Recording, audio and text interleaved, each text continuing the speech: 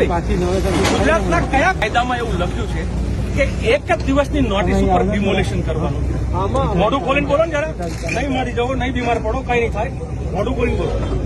કયો એવો કાયદો ગુજરાતમાં કયા જગ્યાએ એવું લખ્યું છે કે એક જ દિવસની નોટિસમાં તમે ઓલરેડી 2018-19 નોટિસ ઇસ્યુ કરેલી હતી. હા, આ રિપીટ નોટિસ આપેલી છે.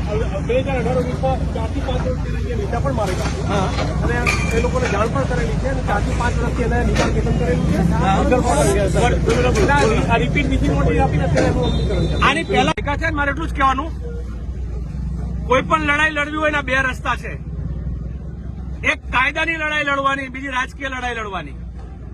કાયદાની લડાઈમાં આ લોકોએ કાયદામાં કાંડા કાપી કાપીને બધું બાજુ નબળું કરવાનું કામ કરે છે. કેને 5 વર્ષ પહેલા નોટિસ આપી હતી. બધા ભૂલી જાય, તમે બધું ભૂલી જવાનું. 5 વર્ષ પહેલા નોટિસ કોઈની યાદે ના હોય. પછી રાતે ઊંઘમાંથી વેપાર થઈ ગયો કોમન પ્લોટનો. અહીંના પંચાલ જગદીશભાઈ ધારાસભ્ય, એમના વિશે લોકો વાત કરે છે. સાચું તો બહાર આવશે હમણાં થોડા ટાઈમમાં. પણ ભાજપના આગેવાનોએ 500 કરોડમાં કોમન પ્લોટનો સોદો કર્યો એવી જે ચર્ચા ચાલે છે લોકવાણી, એટલે રાતમાં ડિમોલિશન કરવા આવ્યા છે. અને કેમ સત્તા પાસે શાણપણ ના ચાલે. કોઈકને વધારે તાકાતવર બનાવો ને તો પરિણામ ભોગવવા પડે. કોઈકને વધારે તાકાતવર બનાવો ને પરિણામ ભોગવવા પડે. રાજકીય પક્ષ કોઈ પણ હોય, નેતા કોઈ પણ હોય, એના હાથમાં બહુ તાકાત આપો ને એટલે બેફામ આખલો બની જાય. અને અત્યારના રાજનેતાઓ બેફામ આખલા બની જાય. સાહેબ, એમને પૂછો કે તમે અગાઉ રિઝર્વ પ્લોટ 5 વર્ષ પહેલા ખાલી કર્યા, એ રિઝર્વ પ્લોટનો હેતુ શું હતો અને તમે એનો ઉપયોગ શું કરી રહ્યા છો? તમે અમારા મકાન પાડી દેવાના, ત્યાં કોર્ટ મારી પાર્કિંગ માટે આપી દેવાના. તમે અમારો હેતુ હતો ને કોમ્યુનિટી હોલ બનાવવાનો, લાઇબ્રેરી બનાવવાનો, બરાબર, એના માટે ને ત્યાં 2 પાર્કિંગમાં આપી દો છો. તમે હેતુ સિદ્ધ કરો. તમે પાર્કિંગ તમારા રિઝર્વ પ્લોટનું તમે હેતુ ફેર કરો ચાલે. તમે અંબાણીની જગ્યા આપો ચાલે. તમે બિલ્ડરોની જગ્યા આપો ચાલે. હવે રબારી 2 મકાન બનાવે, 2 રૂમ બનાવીને દે તો એ ગેરકાયદેસર? થોડી માનસાઈ તો હોય ને, થોડી માનવતા તો હોય ને. અચ્છા, રિઝર્વ પ્લોટ તમારી જોડે, સરકાર જોડે અમે માગે છે કે પૈસાથી આપો અમને. મારે કવિલ બીજું પૂછવું છે તમને, આમ સીધું એક દિવસમાં ડિમોલિશન કરવાનું સપનું કેવી રીતે આવ્યું? વોટ ઇઝ લોજિક શું છે? સૂચના હતી, બરોબર. તમને ખબર છે કે તમે અત્યારે બહુ જગી જાઓ, ભાજપના ચમચાગીરી કરો ને તો કાલ સરકાર બદલાઈ જશે, then you will be punished. તમને ખબર છે? and I will make sure that Mr. Anand will be punished. કારણ કે તમે within 1 day 24 કલાકની અંદર તમે કર્યું છે.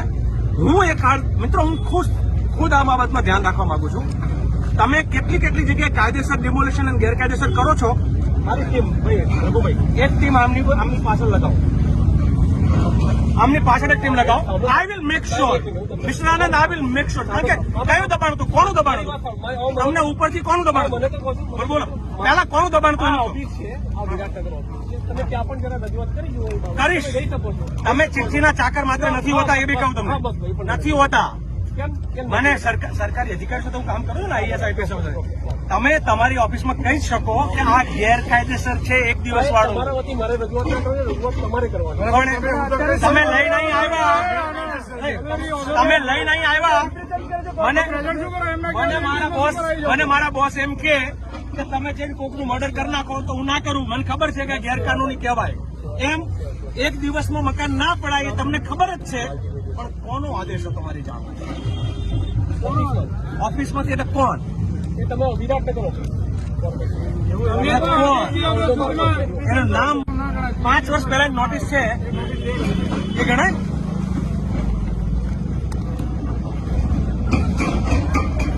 આપણે લોકો ક્યાંક બેસીને ખાલી તમને બધા જવાનિયાઓને બી પૂછવું છે કે આપણા મંદિરમાં, અને બહુ જ સમજણ સાથેની વિનંતી કે ભાઈ આગળ શું કરવું છે.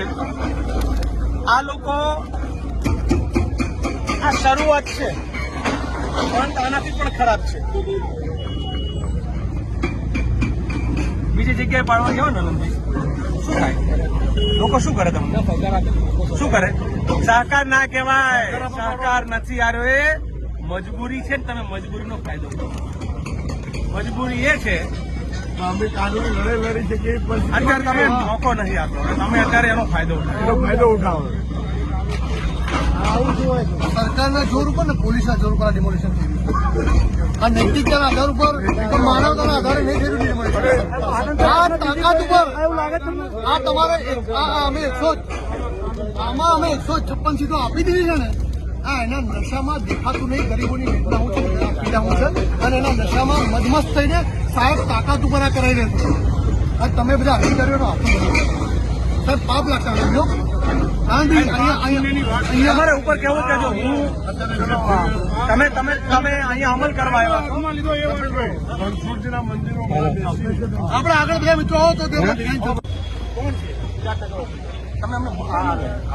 નામ પૂછું છું ને આનંદ, આ ડેપ્યુટી એસ્ટેટ ઓફિસર છે, એનું નામ શું છે?